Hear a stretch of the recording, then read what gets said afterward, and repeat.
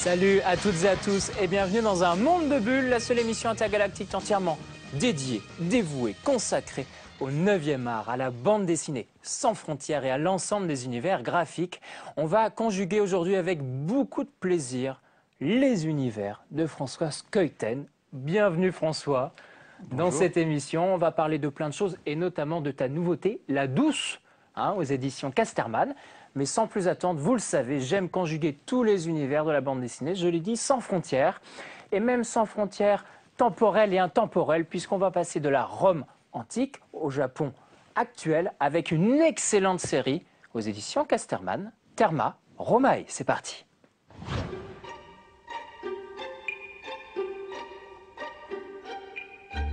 À Rome, les affaires de l'architecte Lucius Modestus sont au plus bas. Spécialiste des termes, tous ses projets sont refusés. Ses clients lui reprochent son style un peu trop classique. Le salut lui viendra au terme justement où une étrange faille va propulser ce citoyen romain de 128 avant Jésus-Christ au beau milieu du Japon actuel. C'est un manga très à part que nous proposent là les éditions Casterman. Thermae Romae de Mari Yamazaki est une œuvre très documentée, au style réaliste. À travers un parallèle entre les termes de l'Antiquité et les bains thermaux japonais, l'auteur met en scène avec beaucoup d'humour un choc de civilisation assez improbable. Ce manga est la réunion de mon amour pour la Rome antique et pour les bains japonais. En fait, j'ai pu me rendre compte qu'il y avait énormément de points communs entre les civilisations de la Rome antique et celles du Japon contemporain, notamment au niveau du bain. Il n'y a pas d'autre peuple au monde qui n'ait plus aimé le bain et qui ne se soit plus baigné de manière vraiment quotidienne que les Romains de l'Antiquité et les Japonais d'aujourd'hui. On en apprend beaucoup sur les bains, véritable institution partagée par ces deux cultures, pourtant séparées de 19 siècles. Ainsi que sur le règne d'Adrien et la société romaine de cette époque. Mais le burlesque et le comique de situation résident évidemment sur le personnage de Lucius et sa découverte des petits accessoires du quotidien contemporain. Boudé par la profession, en mal d'inspiration, à chacun de ses allers et retours spatio-temporels, il va piocher dans la société nippone de quoi épater la galerie antique. Lucius est un citoyen romain et à ce titre il travaille pour l'Empire. Mais en tant que romain, il vit dans une culture qui se nourrit des autres, de celle des provinces qui ont été annexées par Rome. Donc pour lui, assimiler les cultures de l'étranger, c'est quelque chose d'absolument normal. J'ai envie de dire d'absolument romain. Lucius va évidemment multiplier ses voyages dans le temps et ramener du Japon une nouvelle innovation pour chaque chantier et défi qu'on lui propose. Des déplacements à répétition qui vont lui attirer les grâces de l'empereur, mais pas de sa famille. L'ambition de Lucius finira par lasser sa femme. À mon sens, Lucius a beaucoup de points communs avec un employé de bureau lambda, tel qu'on peut les trouver par milliers au Japon. Au sens où si cela peut servir sa carrière, il n'hésite pas à délaisser sa famille, son foyer, et à se concentrer exclusivement sur son travail. Il est sérieux à l'excès, chose qu'on peut observer chez de nombreux employés de bureaux japonais. Thermae Romae est un véritable phénomène au Japon. Adapté en dessin animé pour la télévision, mais aussi plus récemment au cinéma. La série, prévue en 6 tomes, se vend à des millions d'exemplaires au pays du soleil levant et a valu à Mari Yamazaki de nombreuses récompenses, dont le Grand Prix du manga. Une petite découverte révélée chez nous par les éditions Casterman, qui viennent de nous livrer les 2 premiers tomes d'un manga décidément pas comme les autres.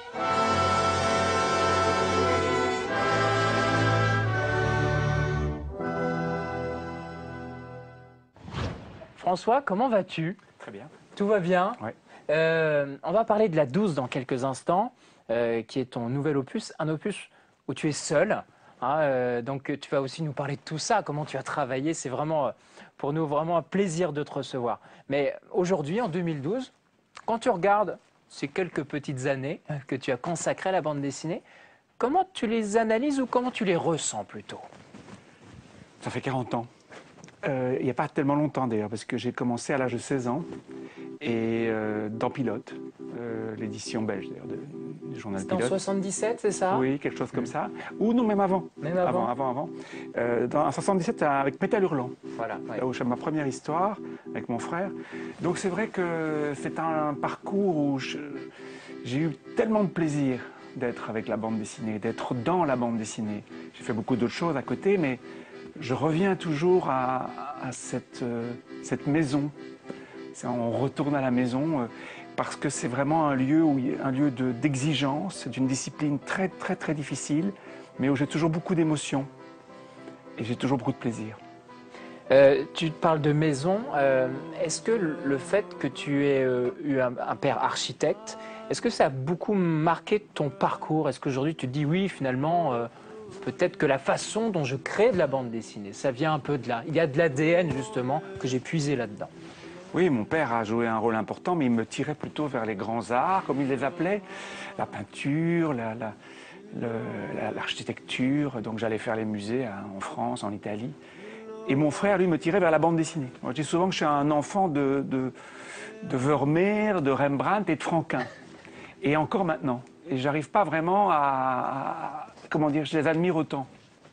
Et j'ai autant de plaisir à ouvrir un album de Franquin qu'un livre de gravure de Rembrandt. Oui, tu trouvais le même plaisir en tout cas, hein, la même émotion entre les deux. Ça veut dire que dès le départ, dès les premiers abords que tu as pu faire avec la bande dessinée, tu savais que la bande dessinée pouvait être ce qu'on appelle aujourd'hui le 9e art. C'est-à-dire pas un art mineur, mais un art dans lequel on pouvait mettre justement beaucoup d'émotions et beaucoup de travail, comme tu le fais toi aujourd'hui. Le mot art, ça je ne sais jamais très bien où ça se situe, parce que c'est peut-être pas à moi à mettre exactement ça comme ça. Mais par contre, je savais que c'était un lieu de liberté, un lieu où on pouvait explorer, voyager, dans une forme de solitude évidemment aussi, mais dans une forme d'extraordinaire capacité comme ça à avoir les outils, à être maître de ces outils, en même temps en avoir aussi toute l'exigence. Et cette confrontation seule, ça c'est vraiment quelque chose, je trouve, qui me construit. Entre 1977, 76, 77 et aujourd'hui, qu'est-ce qui a changé pour toi dans la façon d'aborder ton travail sur la bande dessinée? Et d'ailleurs, est-ce que c'est un travail? C'est une bonne question. Souvent, je dis je vais travailler, mais je ne le pense pas en réalité. Je pense que ça reste un lieu de tension, par contre, d'exigence, comme je le disais, de force qui vous traverse. Et je sens aussi que ça demande une énergie. Alors là, par contre, l'énergie, elle est toujours très, très importante à donner. Parce qu'il faut le sortir. Il faut sortir les situations, les personnages, les points de vue, la mise en scène. C'est un effort qu'on sort du ventre, presque, qui n'est pas du tout fait comme ça. Enfin, j'arrive pas, en tout cas, à le faire d'une façon détachée. Et ça m'épuise aussi, mais c'est toujours un lieu où j'ai l'impression que voilà, j'ai encore envie d'être là. Je cours encore vers ma table de dessin. Et ça n'a pas changé depuis tellement longtemps. Mais par contre, ce qui a changé, c'est évidemment l'environnement. Et les journaux qui ont disparu, la surproduction, la qualité. Il y a toujours des choses remarquables. Depuis 40 ans, il y a toujours des bandes dessinées qui m'épatent. Il y a toujours des œuvres où je me dis « Waouh, quelle formidable histoire, qu'est-ce que c'est bien dessiné ». Ça n'a pas changé. Tu comprends finalement pourquoi, et ça c'est moi qui te le dis, il y a toujours une attente de ton travail. Alors évidemment beaucoup entre Benoît et toi, aujourd'hui toi tout seul, mais il y a toujours cette attente en disant « Ah, c'est le nouveau Schoyten, c'est le nouveau Peter Schoyten ». Et ça bon ça c'est moi mon plaisir de lecteur, mais tu te rends compte que finalement cette exigence que tu t'imposes, finalement elle porte ses fruits même 40 ans après. Je sais pas, en tout cas ce que j'essaie de faire c'est que chaque livre soit un événement pour nous ou pour moi. C'est-à-dire que j'essaie d'y mettre tout ce qui m'importe et que ce soit comme si c'était le dernier. Qu'on y mette vraiment l'ensemble de toutes ses forces. Parce que je trouve que c'est ce qui fait qu'un livre a de la valeur et qu'on ait envie de l'ouvrir. Mais ça, après tout, ce sont nos maîtres qui nous l'ont appris. Dans chaque Tintin, pour moi, Hergé met un morceau de lui-même. Franquin, il était capable comme ça de tout remettre en question, d'arrêter Spirou parce que brusquement, il sentait qu'il ne le sentait pas. Et ça, c'est une exigence et c'est une sincérité par rapport à ce qu'on fait, qui est pour moi encore un modèle. François, tu abordes justement la spontanéité. Est-ce qu'à un moment, devant ta planche, tu sais, parce que forcément, tu es pris dans cette émotion de la créativité, tu es dedans, dans ton histoire, dans tes personnages, dans parfois ces architectures incroyables que nous, on découvre en tant que lecteur. Est-ce que tu te dis à un moment, là, je vais peut-être pas sur le bon chemin. Là, il faut peut-être justement que je fasse machine arrière comme tu le dis. Est-ce que c'est aussi évident que ça? Parce qu'en même temps, c'est un métier de solitaire, ce que tu fais. Tu es soliste, hein. Ouh là là, mais alors les questions, et les angoisses et les inquiétudes, c'est reparti tous les jours. Et surtout, ce récit là qui vient de sortir, pendant 2 ans et demi, j'ai ramé un peu en solitaire. Et donc il y avait des moments où j'étais vraiment perdu. Mais j'ai trouvé que c'était intéressant aussi ça. Parce que c'est des moments où vous êtes justement sans référence. Des moments où il n'y a pas de terre à l'horizon. Et alors il faut croire tous les jours, toutes les heures, toutes les minutes, au simple plaisir de faire humblement de la bande dessinée. Donc d'essayer voilà, que ça marche, que ça fonctionne, que ces petites choses sur le papier commencent tout doucement à se mettre en marche. Et ça, c'est pas mal, parce que c'est comme si vous ne connaissiez plus votre métier et que tout doucement, il revenait naturellement. C'est pas mal. Bon, on se quitte quelques instants. On va revenir évidemment sur le plateau. On va parler enfin de La Douce, cette nouveauté tant attendue.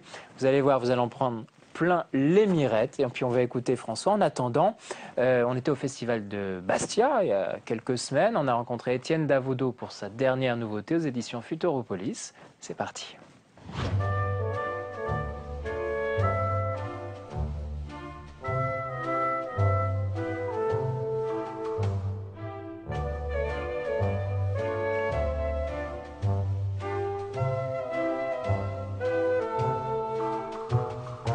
Que je connaissais depuis une quinzaine d'années maintenant. Ça fait très longtemps que je me disais qu'il y avait sans doute quelque chose à faire autour de son travail, autour de sa façon de concevoir le vin, son rapport à la vigne, etc. Mais voilà, je ne savais pas comment vraiment aborder le sujet. Et puis un jour, il est venu dans mon atelier, alors je terminais un livre précédent, et il m'a posé des questions tellement à côté de la plaque que je me suis dit que ce type-là ne connaissait rien à la bande dessinée, ce qu'il m'a confirmé d'ailleurs, il n'en avait jamais lu.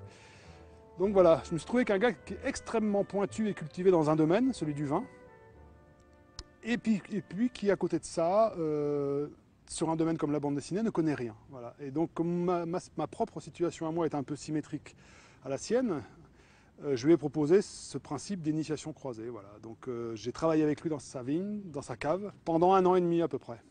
Et pendant 1 an et demi, donc, j'ai été ouvrier vigneron à mi-temps, en quelque sorte, chez Richard Leroy.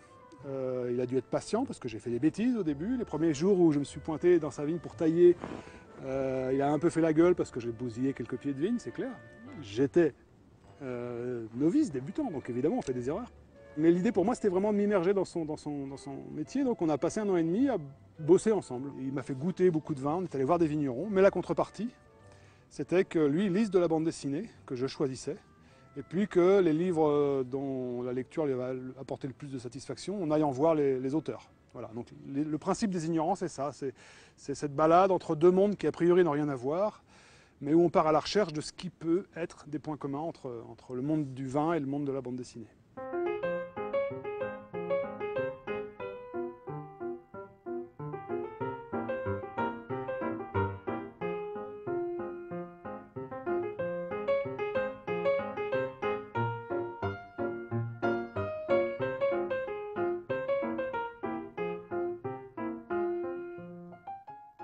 C'est un livre que j'ai beaucoup improvisé, c'est-à-dire que je suis parti de cette idée-là en me disant il y a sans doute des points communs. Et puis j'ai commencé à travailler avec Richard, à dessiner ce qui nous arrivait, en espérant que mon intuition première allait se vérifier, ce dont je n'étais pas certain. Une des premières fois où les choses ont semblé vouloir se concrétiser de ce point de vue-là, c'est quand il a lu des livres de Jean-Pierre Gibrat, qui lui ont beaucoup plu. Et donc je lui ai proposé d'aller voir Jean-Pierre Gibrat tout simplement pour en parler. Donc on est allé chez Jean-Pierre Gibrat qui nous a accueillis une journée complète dans son atelier, qui a montré à Richard comment il travaillait, voilà. Et j'ai constaté qu'au bout de 5 minutes, ces 2 mecs qui ne se connaissent pas, qui n'ont aucun point commun, étaient des vieux copains parce qu'ils parlaient la même langue. Ils parlaient d'un travail où on s'investit plus que techniquement, où on s'investit totalement. Ils parlaient des doutes qu'on a, des convictions qui cohabitent avec ces doutes. Ils parlaient des échecs, des réussites, des satisfactions qui ne sont pas forcément là où le public, en tout cas les gens qui nous lisent ou qui boivent nos vins, pensent qu'elles sont. Enfin voilà, il y avait une espèce de langage commun autour d'une pratique qui relève d'un vrai engagement au quotidien, quoi. Et à partir de ce moment-là, je me suis dit que le livre allait sans doute pouvoir exister. Ouais.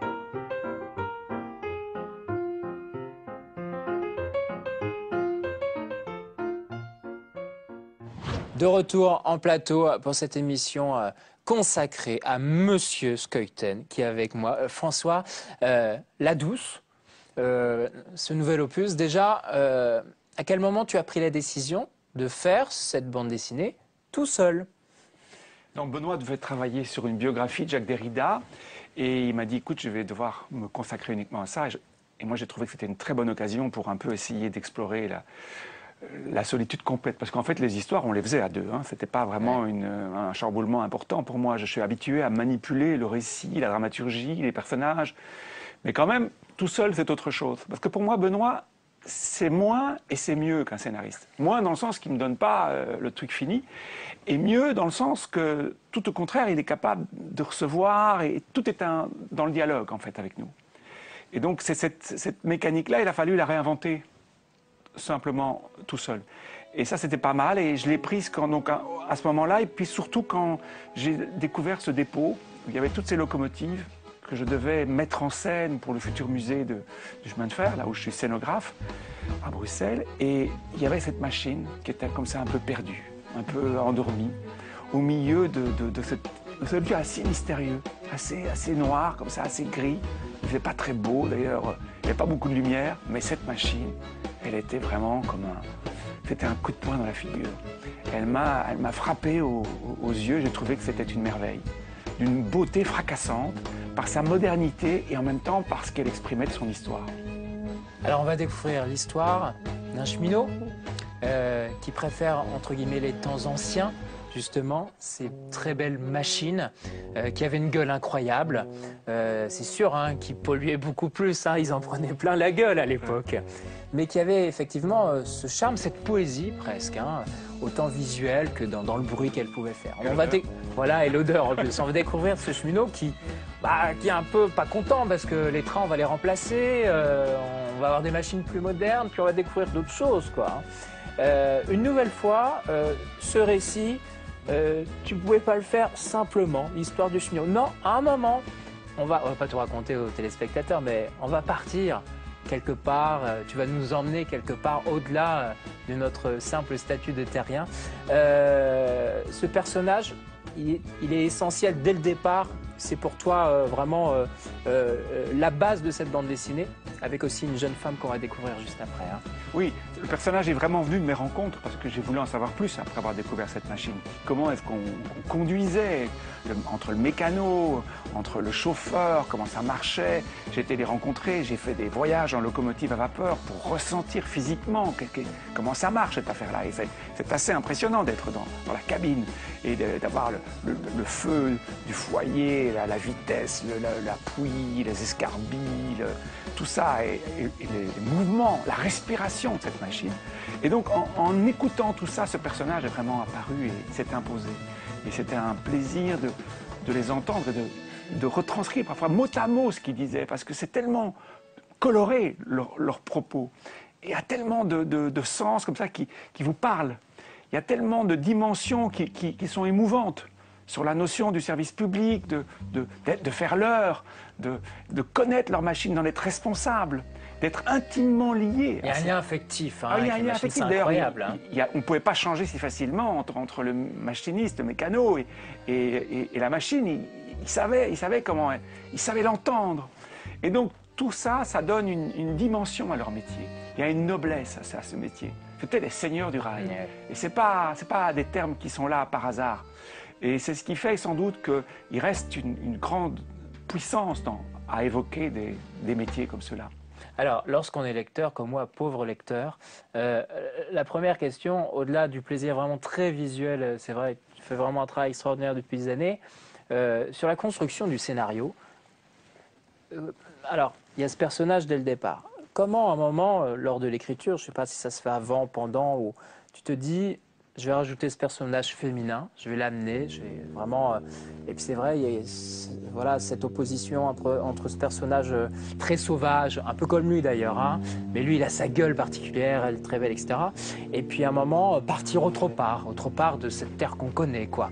Comment ça se fait, cette construction de scénario, ou alors pour toi c'est naturel de construire ça Naturel n'est pas le mot, parce qu'en fait il y a évidemment du désir. Il y a du désir comme un explorateur a envie de découvrir une nouvelle terre. Mais en même temps, il y a beaucoup d'inquiétudes, on est dans le brouillard toujours. Et là, je voulais avoir une proximité avec mes personnages aussi grande que avec la machine. Et donc j'ai fait un casting pour le personnage d'Elia, pour trouver cette jeune fille qui pourrait représenter ce que je cherchais, ce côté un peu sauvage, comme vous l'avez dit, ce côté un peu effarouché, en même temps très vivante, et cette grâce aussi qu'elle a, comme la machine. Et donc j'ai cherché, j'ai plusieurs filles, j'ai vraiment fait un vrai casting, et ça ne me convenait pas. Et puis je suis tombé sur cette jeune fille qui s'appelle Timaï, qui est une danseuse, et elle a déclenché le récit aussi, parce que ça m'a permis, en la dessinant, d'aller plus loin que simplement son apparence, mais de comprendre des choses dans son caractère. Et puis en dialoguant avec elle, en la dessinant, les personnages s'imposent. Finalement, tu ne sais pas forcément comment tu écris un scénario. C'est là-dedans, quoi. J'ai pas trop envie de savoir, d'ailleurs, comment se fait une histoire. Parce que j'ai travaillé avec des script docteurs de cinéma, des spécialistes. Je connais un peu la cuisine, mais ça me fait un peu peur, la cuisine. Je trouve qu'il y a quelque chose de très mystérieux dans les bonnes histoires, qui vous dépasse. Et c'est peut-être ça qu'on cherche, c'est qu'une histoire vous dépasse. Évidemment, il faut quand même un peu organiser. Il ne faut pas que ça barre dans tous les sens. Mais en même temps, on aime que le récit soit plus fort que vous. Alors, tu le disais, tu as eu la chance extraordinaire de voyager un petit peu dans l'une de ces machines extraordinaires, d'ailleurs qui nous manque un peu aujourd'hui avec les trains qu'on a. Comment ensuite, lorsqu'on est seul devant la page blanche, comment on retranscrit ces 5 sens? Tu le disais, le bruit, l'odeur, le toucher. Comment, graphiquement, tu arrives à retranscrire ça? D'abord en choisissant le noir et blanc. Curieusement, parce que je me suis dit que le noir et blanc, ça allait me donner une vigueur, et ça allait m'obliger à faire des choix, à avoir un point de vue, à avoir une forme d'expressionnisme, à ne pas être dans un réalisme un peu littéral. Et puis la vapeur, c'est le charbon, il fallait que ça sente la graisse, et donc il fallait que les gens aient les mains noires en quittant le livre, et donc c'est un petit peu ça que je voulais retrouver. Et alors après, j'ai cherché à avoir un côté un peu plus crayeux, donc ma plume est un peu moins ligne claire. Parfois, elle va c'est parfois un peu plus violent, un peu plus, je dirais, graphique comme ça. Et ça m'a intéressé pour essayer justement de rendre comment il était sale aussi, parce que quand j'ai terminé mon parcours en locomotive, ma baignoire, j'ai vu dans quel état je l'ai laissé, ça devait être quelque chose. Et donc, c'est vrai, il faut essayer de rendre tout ça. Il faut qu'on ait l'odeur, le bruit, le son et la matière, et la rugosité. Ça, c'est vraiment... Mais l'avantage, c'est que quand on peut y revenir, je suis retourné les voir, j'ai photographié cette machine dans tous les détails. Je voulais même la dessiner au rivet près.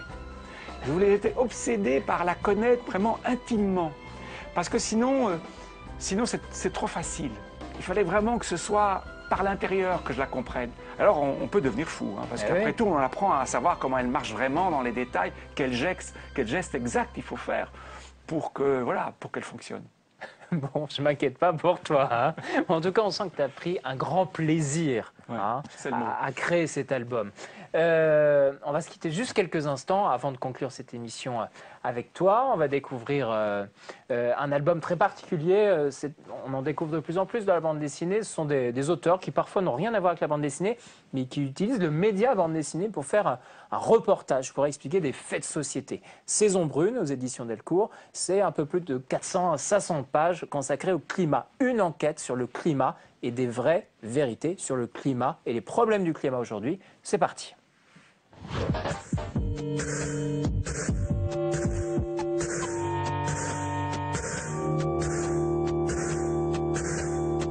C'est en achevant Dole, son précédent ouvrage, que Philippe Squarzoni s'est intéressé au dérèglement climatique. Saison Brune n'aurait dû être que quelques pages sur le bilan écologique des années Raffarin en France. Mais en se penchant sur la question, l'auteur prend la mesure de l'ampleur du sujet et de ses lacunes en la matière. Comme à son habitude, Philippe Squarzoni se plonge à corps perdu dans la problématique. Une honnêteté artistique qui va l'occuper quelques temps. Je me suis documenté pendant 10 mois, 1 an, j'ai interviewé des spécialistes, j'ai appris énormément de choses parce que, comme je le disais, c'est un sujet sur lequel j'avais tout à découvrir. Et ensuite, j'ai mis 3 ans à dessiner et écrire l'album. Et pour ça, j'ai essayé de mobiliser tout ce que la bande dessinée permet. La narration à la première personne, le dialogue, la narration sous forme de discours avec des images symboles, Et puis aussi l'interview face caméra, comme à la télévision, comme au cinéma, en interrogeant des spécialistes et en les faisant apparaître dans le livre, s'adressant aux lecteurs et délivrant ce qu'ils savent. Le résultat, un album dense de 480 pages, en noir et blanc, pédagogique et révélateur. Une bande dessinée en forme de documentaire graphique. On y suit la réflexion progressive de l'auteur, sa méthode de travail à travers ses lectures, ses entretiens avec climatologues du GIEC, experts et journalistes. Philippe Squarzoni évoque les conséquences sociales et économiques des bouleversements climatiques. Il pourfend les postulats de l'économie libérale et dissèque la schizophrénie du quotidien d'un consommateur à la fois victime et coupable. La question de la réponse au réchauffement, des réductions et de l'adaptation, elle a des conséquences sociales et mon positionnement, il est de dire c'est à prendre en compte. Donc je ne suis pas du tout du côté du capitalisme vert ou de la croissance verte. Je crois que ce sont des fausses solutions. Et je pense que c'est ailleurs, en changeant de politique, en prenant en compte la dimension sociale, les inégalités, qu'on peut résoudre aussi la crise écologique. Aux États-Unis, dans l'État du Montana, entre l'hiver et le printemps, il y a ce qu'on appelle la saison brune. Une 5e saison. Une saison d'incertitude climatique. Un entre-deux à l'image des comportements humains face à l'urgence écologique, entre volonté de changement et fatalisme consumériste. Je pense qu'on est dans une période un peu suspendue et une période d'indécision. On sait qu'une histoire de l'humanité, une période de l'histoire de l'humanité est en train de s'achever, celle où on pensait que les ressources étaient illimitées, que la croissance serait infinie, perpétuelle. Et on sait qu'on va devoir rentrer dans une deuxième histoire faite de sobriété, de modération, aller au-devant de ressources qui s'épuisent. Et je pense qu'on est entre les deux et qu'on n'a pas encore fini la première histoire alors qu'elle est déjà achevée et pas encore habité la seconde alors qu'il faudrait vraiment s'y mettre. Et c'est ce que voulait dire le livre en fait. Il faut sortir de cette période d'indécision, il faut sortir de cette incertitude et il faut se mettre à vraiment habiter l'histoire dans laquelle on va être forcé, on va être contraint à vivre. Saison brune est un travail colossal et très accessible. Un éclairage sur la situation entre enquête politique et essai engagé. Un ouvrage incontournable édité chez Delcourt. On va conclure cette émission avec mon invité Françoise Keuyten. Je le dis bien. De l'entendre si bien dit. On a tous les accents du monde sur ce plateau, évidemment. François, est-ce que tu as des rêves aujourd'hui de bande dessinée, des univers qui pourraient, je sais pas, être totalement... Voilà, on se dirait, non mais jamais Keuyten pourrait faire un album comme ça ou traiter tel univers. Est-ce que tu as des envies comme ça? Oui, ça m'arrive. Ça m'arrive. Alors, mais il faut évidemment que ces rêves s'installent sur la durée. Et qu'une histoire ne soit pas simplement le désir d'un éditeur, mais soit profondément, voilà, qu'elle soit en vous, qu'elle grandisse et qu'elle devienne nécessaire. Alors ça nettoie un peu ça nettoie les délires. Mais ça m'arrive de penser à faire des choses un peu imprévisibles. Est-ce que je serais vraiment capable de les assumer après? Je ne sais pas. Je ne sais pas, par exemple, aujourd'hui, on fait des histoires de Spirou et Fantasio. Est-ce que toi, un jour, tu pourrais t'inscrire là-dedans avec ton style et ton travail? C'est une question d'actualité, mais sur laquelle j'hésite vraiment, parce que c'est pas si simple. Qu'est-ce que c'est que de reprendre l'univers d'un autre? Qu'est-ce que ça veut dire? J'ai encore des doutes, mais après ce qu'a fait Bravo avec Spirou, j'ai trouvé qu'il y a là, justement, c'était une porte qu'il ouvrait. Ça me fait plaisir à voir. Je lui ai dit d'ailleurs à quel point il démentait toutes les théories que j'avais sur le sujet et que c'était un plaisir de voir ça. Voilà, avec son journal d'un ingénu. Oui. Bon, écoute François, merci à toi en tout cas. Merci d'être venu sur le plateau Un Monde de Bulles. On te retrouve avec La Douce aux éditions Casterman, puis la plupart de tes ouvrages avec Benoît, aux éditions Casterman aussi. Merci de nous avoir suivis. Merci à tous. Toutes les infos d'Un Monde de Bulles, vous le savez, c'est sur Facebook, mon profil, celui de l'émission. Et tous les jeudis matins, ma chronique Coup de cœur dans le quotidien Métro. Ciao et à bientôt pour d'autres aventures.